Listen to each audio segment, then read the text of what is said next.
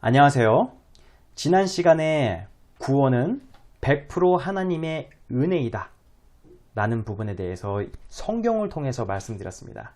자, 오늘은 한 번 구원은 영원한 구원인가 아닌가에 대해서 이야기해 보고자 합니다.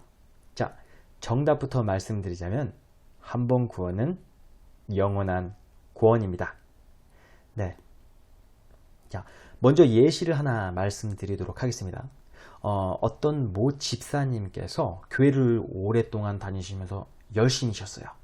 그러다가 믿음을 저버리게 되고 교회를 안 나가게 되고 안 믿게 되고 그렇게 돌아가셨습니다. 그럼 이분은 믿음을 저버리게 된 걸까요? 자, 성경을 통해서 한번 그 답을 찾아보도록 하겠습니다.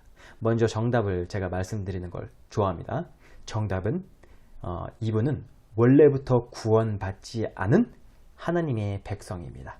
네, 이렇게 되면 한 번 받은 구원을 영원히 저버리지 않다라는 것이 맞게 되는 건데요. 성경을 통해서 보겠습니다. 요한복음 14장 16절에 내가 아버지께 구하겠으니 그가 또 다른 보혜사를 너희에게 주사 영원토록 너희와 함께 있게 하리니 입니다. 자, 이 말씀은 예수님께서 말씀하신 건데요. 자기가 떠나고 보혜사께서 오시면 보혜사 성령님께서 우리와 영원토록 함께 있게 한다는 말입니다. 이 말은 피동구로서 하나님께서 이렇게 하신다는 말씀입니다. 네, 성령님께서 오셔서 우리가 구원받았다는 것을 저번 시간 동안 알게 되었는데요. 성령님께서 오시면 우리와 영원히 함께 있게 한다는 것입니다. 이건 우리의 선택이 아닌 하나님께서 이렇게 언약하신 겁니다. 네, 그러면은 한 번 구원은 저버릴 수 없는데 이 집사님은 어떻게 되는 것일까요? 성경에 이와 같은 사람이 나오는데요. 같이 보도록 하겠습니다. 디모데후서 4장 10절에 데마라는 사람이 나오는데요. 데마는 신약의 선지자로서 바울을 도와서 교회 일을 하고 전도를 하던 사람입니다. 지금으로 보면 부목사님 정도로 예를 볼 수 있는데요. 이것은 예입니다.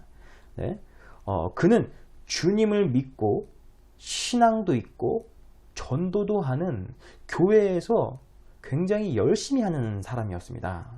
그런데 훗날 그는 신앙을 버렸고 그 근거가 바로 데마는 이 세상을 사랑하여 입니다. 그는 세상을 주님보다 더 사랑하고 믿었고 그래서 바울을 버리고 데살로니가 곧 세상으로 갔다는 겁니다.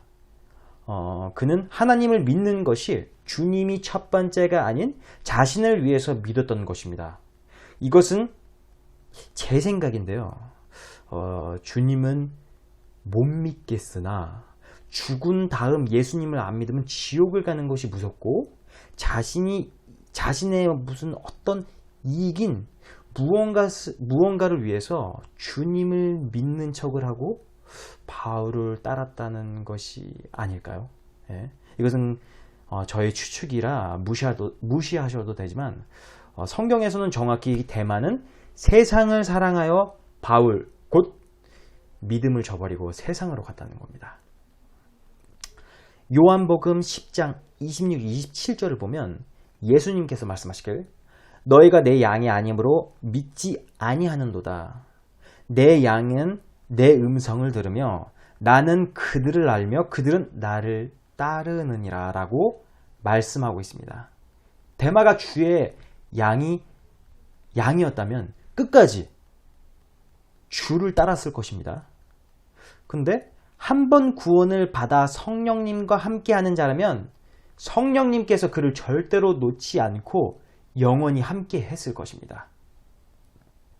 자, 이로써 오늘 가장 중요한 두 가지를 정리해서 여러분들에게 보여드렸습니다. 첫 번째는 구원은 100% 하나님의 은혜이다.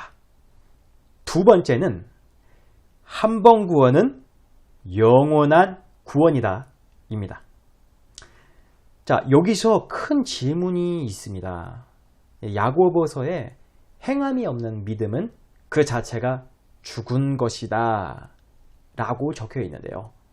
이 근거를 통하면 한 번 구원은 영원한 것이 아니어서 필수적인 행함이 있어야지 같이 구원받을 수 있다라는 말같이 보입니다.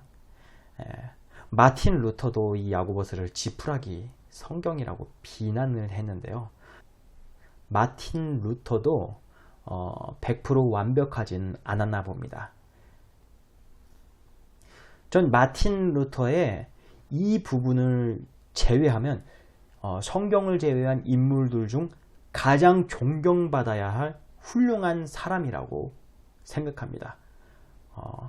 우리는 교회에 아무리 훌륭한 분이라고 해도 성경과 맞지 않으면 믿으면 안 되겠죠?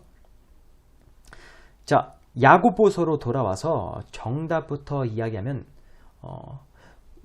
전자와 같은 해석은 올바른 해석이 아닙니다. 성경을 볼 때 가장 중요한 핵심 기준이 있는데요. 그것은 바로 제1독자의 관점에서 기록 목적으로 성경을 봐야 한다입니다. 네, 쉽게 예를 들자면 연인들끼리 화해의 편지를 썼다고 합니다. 싸움을 한 거예요. 근데 어떤 사람이 그 편지를 봤는데 미안해라는 세 글자를 보고 이 두 사람은 곧 헤어질 것이다 라고 헤어졌다 라고 해석했다고 합니다. 맞는 해석일까요? 한 글자만 본 거죠. 상하 문맥은 보지 않고 전체 기록 목적을 보지 않은 것입니다. 근데 성경도 이렇듯 한 구절이나 전체적인 기록 목적을 보지 않으면 여러 가지 해석이 나올 수 있어요. 단 한 가지의 뜻이 나오려면 하나님의 기록 목적을 정확하게 파악하면 됩니다. 네, 성경은 절대로 두 가지를 말하고 있지 않습니다. 하나님께서는 말을 이랬다가 저랬다가 바꾸시지 않으십니다. 그러면 완전하신 하나님이 틀리게 되니까요. 완전하신 하나님은 단 한 가지의 기록 목적으로 우리에게 말씀하셨습니다. 자, 야고보서의 1절을 보면은 흩어져 있는 12지파가 나오는데 이들은 예수님을 믿는 하나님의 백성들, 그 당시에 예수님을 믿었던 하나님의 백성들을 얘기합니다. 네. 이들이 야고보서를 보면 믿음이 해이해진 것을 알 수 있어요. 그래서 그들에게 야고보가 야고보서라는 편지를 통해서 믿음이 해이해진 것을 이야기해주고 믿음, 신앙생활, 성화에 대해서 중생이 아니고 성화에 대해서 권계해주는 성경입니다.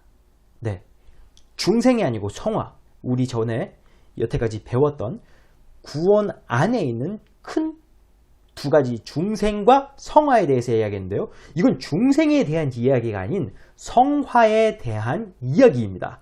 네, 행함이 없으면 죽은 것이다라는 말은 이 행함, 성화, 신앙생활에 있어서 예수님을 믿고 중생이 됐는데 너희들이 지금 신앙생활이 굉장히 저조해졌어. 해이해졌어. 행함이 없어. 전에는 열심히 전도했잖아. 지금은 너희가 믿는 사람 같지가 않아. 그런 사람은 마치 죽은 것과도 같아. 하나님께서 그런 사람들은 하나님의 백성이 아닌 것과도 같아 라고 말하고 있는 것입니다. 그러면은 하나님의 백성들이 이 편지를 보고 뭐라고 생각할까요? 아, 그럼 나 하나님의 백성이 아니구나 라고 생각할까요? 굉장히 회의감과 죄책감에 빠져들게 되겠죠. 아, 내가 옛날에 열심히 했는데 지금은 왜 이렇게 하지? 아버지께서 나에게 이런 편지를 보내시면서 아, 내가 많이 헤어졌구나. 나 지금 이렇게 살면 정말 구원받지 않은 백성처럼 살게 되겠네. 그럼 나 반성하고 내일부터 다시 열심히 해서 넘어지더라도 다시 열심히 일어나 신앙생활을 가져야지라고 생각하게 되겠죠. 이게 올바른 하나님의 백성의 자세입니다. 네, 당시 야고보서의 저자는 이런 의도로 이런 말을 적었습니다. 중생이 아닌 성화에 대해서 이야기한 부분입니다. 성경을 볼 때 이렇게 기록 목적으로 봐야 합니다. 자, 오늘을 정리하도록 하겠습니다. 자, 첫 번째, 한 번 구원은 영원한 구원이다. 자, 그리고 두 번째, 성경은 제1독자의 관점에서 기록 목적으로 봐야 한다입니다. 자, 끝으로 구원론에 대해서 이야기하고 정리하겠습니다. 자, 마지막으로 구원론은 성경적으로는 잘못된 글자입니다. 이 론이라는 말은 여러 가지 의견들 중에 한 가지 주장이다 라는 말인데요. 성경에서는 여러 가지 의견이나 논리가 없습니다. 네, 단 한 가지 의견, 단 한 가지 논리, 단 한 가지 주장만 있습니다. 단 한 가지 말만 있습니다. 주장이 아니에요. 이건 당연한 것입니다. 성경은 누구에게 변론하거나 그러지 않아요. 성경은 단 한 가지 절대적인 하나님의 완전하신 말씀만 말하고 있습니다. 그렇기 때문에 주님을 믿으시는 분들은 구원론이라는 말 속에 이것은 잘못되었고 구원이라는 것이 더 정확한 것을 인지하면 될 것 같습니다. 감사합니다.